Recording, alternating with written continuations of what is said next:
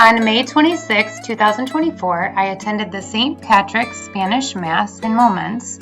Here's a picture of the church and the bulletin that I picked up after Mass.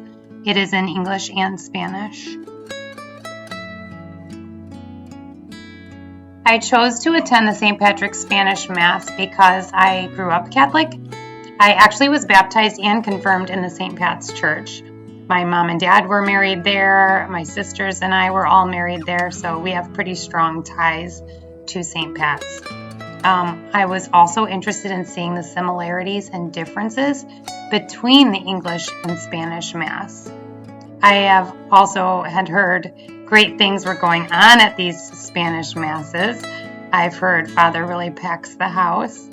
And also, many of my past and present students attend the Spanish Mass, and I just love seeing their faces when they see their teacher at church.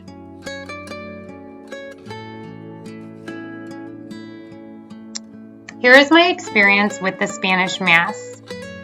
This was a difference I noticed than the English Mass. At the beginning of Mass, Father sends home a statue of Our Lady of Guadalupe with a different family each week to pray for vocations. Above are the prayers in English and Spanish. He says vocations are so weak in the Joliet Diocese that we lost 7 pastors this year and only ordained 1 priest. He says the trajectory is going to get worse as the years go on.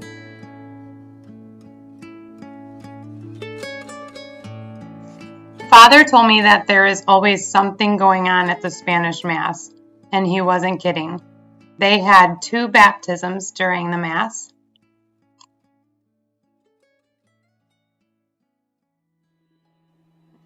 There was also a First Communion, which we do in English Mass also, but we typically do it with a whole class of 2nd graders.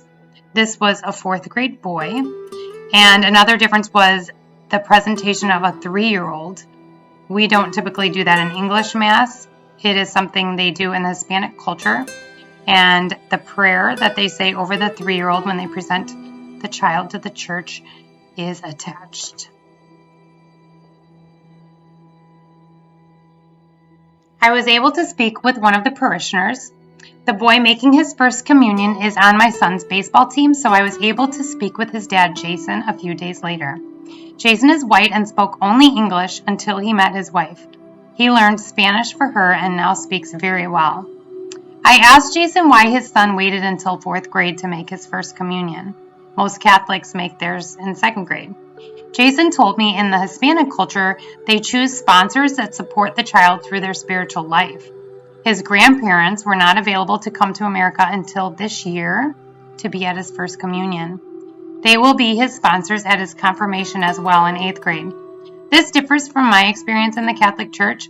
I had godparents at my baptism and then chose a different person to be my sponsor for my confirmation.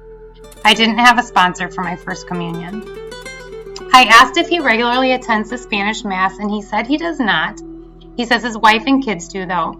And he said when he does go, he enjoys Father Pete's sense of humor. His son, Jason Jr., is also an altar server.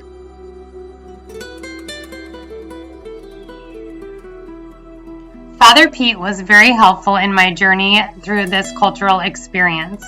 He and I texted quite a few times. My first interaction with him was I texted Father Pete with the number on the church voicemail and asked if he thought it would be insulting for me to attend the Spanish Mass for a college assignment.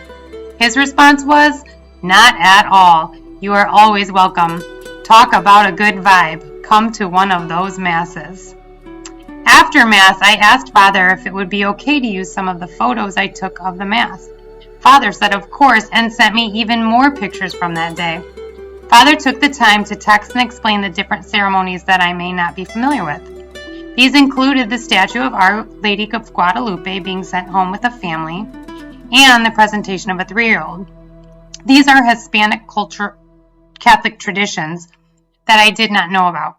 Father said in every country except the United States practically, when a child turns 3, they get presented to the temple like Mary was. He sent me the prayer in English and Spanish. My favorite message with Father was when I complimented him on his Spanish. He responded, "I'm a B student, but you show people you love them in God's name, and this happens." We started with 0 Spanish members in 2019. Now, it's the largest Mass I celebrate. My ministry day always ends on a good note each Sunday because of this. People who don't even speak Spanish should experience this at least once. I'm very happy I did.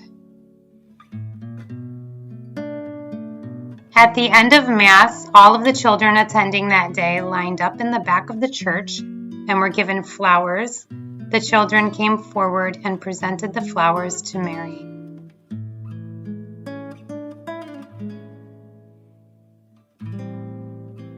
Some of the sounds of the Spanish Mass that got my attention was the band. It was very uplifting and joyful. We don't have that during the English Mass. And Father Pete and his bilingual skills also were impressive. He serves our diverse community by giving an English Mass at 10:30, followed by a Spanish Mass at 12 p.m.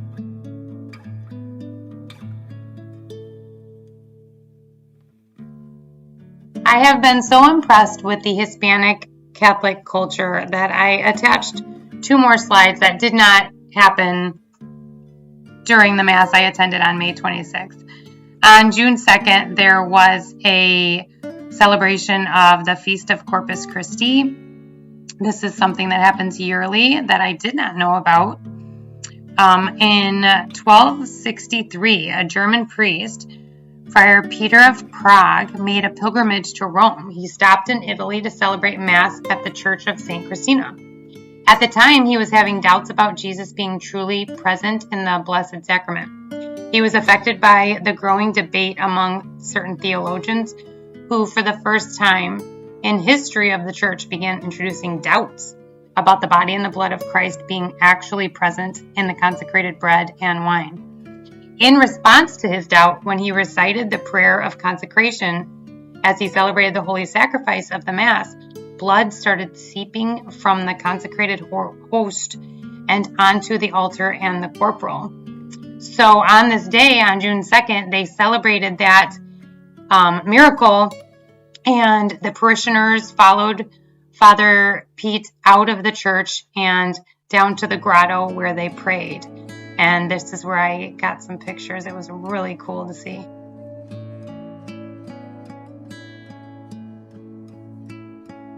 On Saturday, June 1st, one of my old students, Guadalupe, made her quinceañera, and the ceremony took place at St. Pat's.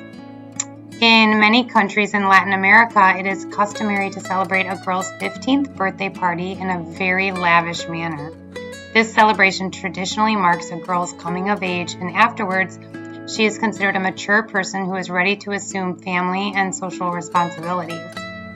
Guadalupe had her ceremony, again, like I said, at St. Pat's, and then afterwards, there was a parade of sorts going from the church to where they were having the after party, and she was on the back of a truck, and they had music playing, and there were horses, and it was so cool to see.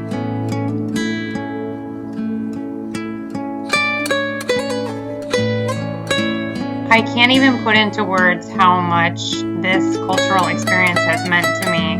I fully enjoyed attending the Spanish Mass and learning about their heritage. My takeaway from the experience is that family is so important in the Hispanic culture, and the love that I saw in that church was beautiful. It was just shown so openly between brothers and sisters, moms and dads. The bond was so clear, and I could feel their huge faith in God all around me. I also found it so cool how their traditions, many of their traditions, are centered around the church. In the classroom, I can be sensitive and understanding to our differences. I can share the Hispanic culture with my class to celebrate those differences and just show how awesome their traditions and values are. Holly says cultural responsiveness no matter how you are viewing it now, begins with you and where you are in your heart and mind.